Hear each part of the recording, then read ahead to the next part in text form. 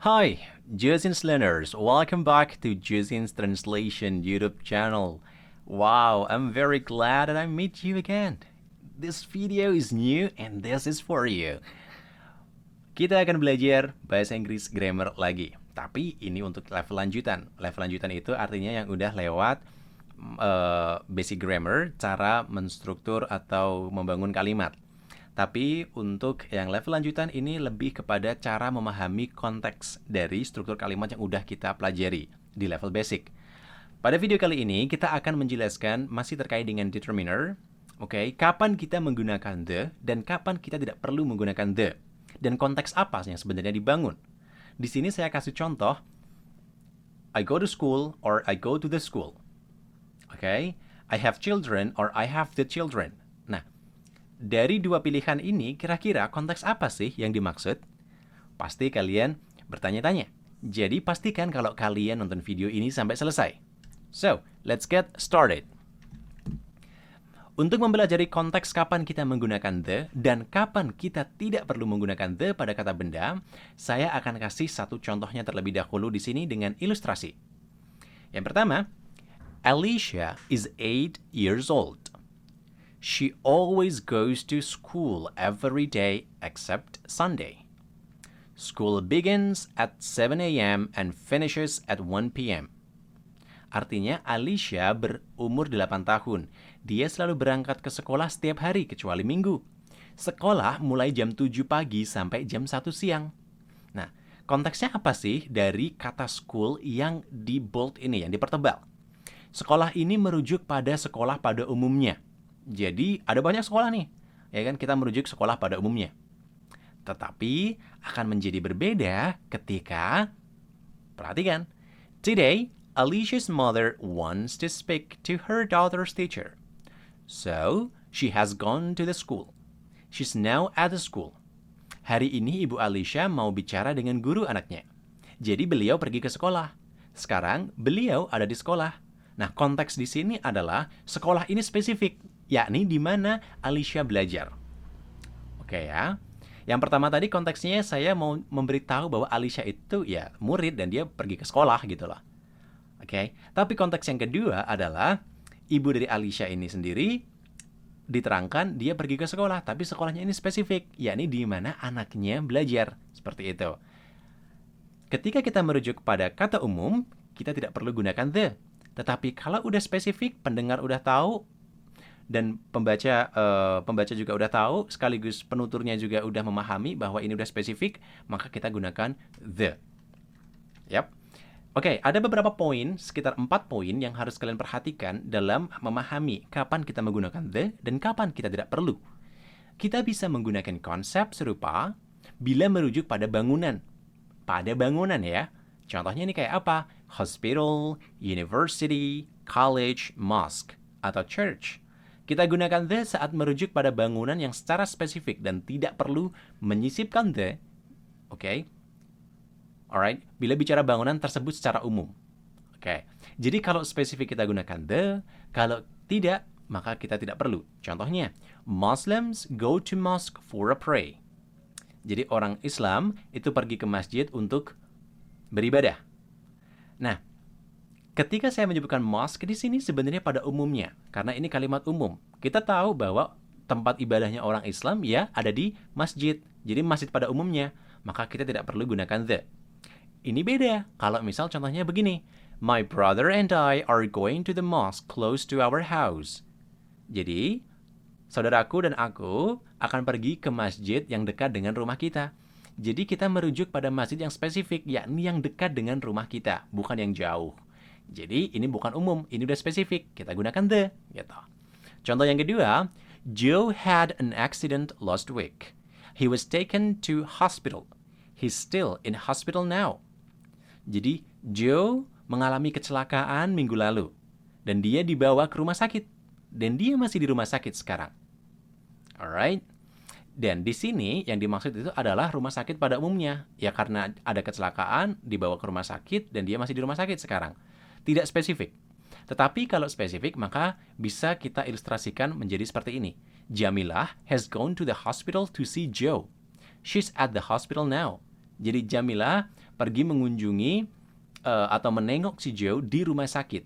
Jadi dia masih di rumah sakit sekarang. Rumah sakit yang dimaksud adalah rumah sakit di mana Joe dirawat. Nah, ini udah spesifik. Jadi pembaca tahu gitu. Misal yang general tadi, Joe dibawa ke rumah sakit. Loh, rumah sakit yang mana? Gitu. Kita masih bisa bertanya-tanya. Tapi kalau misal merujuk pada hal yang spesifik, the hospital, jadi rumah sakit yang ini ya, tempat Joe dirawat ya, gitu. Jadi clear ya.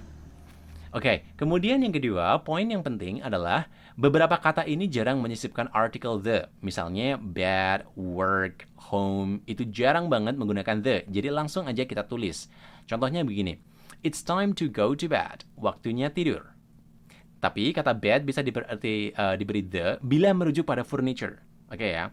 Kalau misal bed itu berarti tidur, maka kita tidak perlu pakai the. Tapi kalau merujuk pada furniture, kita pakai the. Boleh. I'm laying down on the bed. Aku rebahan di kasur. Gitu. Itu bedanya. Kemudian, did you go to work yesterday? Apakah kamu pergi kerja kemarin? Nah, itu nggak perlu. Kemudian, what time do you usually finish work? Jam berapa biasanya kamu selesai kerja? Kata work di sini tidak perlu kita tambahkan the. Kemudian yang terakhir, I want to go home. Aku mau pulang. Kata home tidak perlu kita tambahkan the. The home. No. Gitu. Itu poin kedua yang harus kita pahami bersama-sama. Oke ya. Kemudian yang ketiga, poin penting juga, kita tidak perlu sisipkan artikel the ketika kita merujuk pada benda secara umum. Tadi di poin A sudah saya jelaskan untuk membedakan penggunaan the dan tidak sesuai dengan kata benda umum dan yang kita maksud secara spesifik. Nah, contohnya di sini, I'm afraid of snakes. Aku takut ular. Jadi konteksnya di sini snakes pada umumnya atau ular pada umumnya. Oke ya, ular pada umumnya. Jadi yang penting ular aja deh gitu. Maka aku takut. Nah, karena ini konteksnya sudah umum, kita masih umum, maka kita tidak perlu tambahkan the. Contoh yang kedua, doctors are paid high with every extreme working hour. Dokter digaji tinggi dengan jam kerja yang ekstrim. Jadi contohnya ini adalah dokter pada umumnya. Nah, konteks yang harus dibangun di sini adalah kata benda umum. Catatannya adalah selalu kata benda jamak. Jadi kita gunakan selalu kata benda jamak saat merujuk pada hal umum. Snakes dan doctors, kalian perhatikan di sini. Oke, dua kata ini memiliki S di belakangnya. Oke, jadi tidak boleh misal I'm afraid of snake, tapi nggak ada S-nya. Itu salah. Oke, kalau misal aku takut sama seekor ular gitu kan, maka kita harus gunakan karena kata benda ini bisa dihitung. Jadi ketika kita menggunakan kata benda yang bisa dihitung dan merujuk kepada umumnya, maka kita perlu gunakan bentuk plural atau jamak. Kemudian selanjutnya, life will keep changing. Hidup akan terus berubah. Konteksnya kehidupan pada umumnya. Seperti itu. Contoh yang lain, do you like classical music? Do you like classical music? Apakah kamu suka musik klasik? Nah, konteksnya ya musik pada umumnya. My favorite sport is football. Jadi, olahraga kesukaanku adalah sepak bola. Konteksnya sepak bola pada umumnya.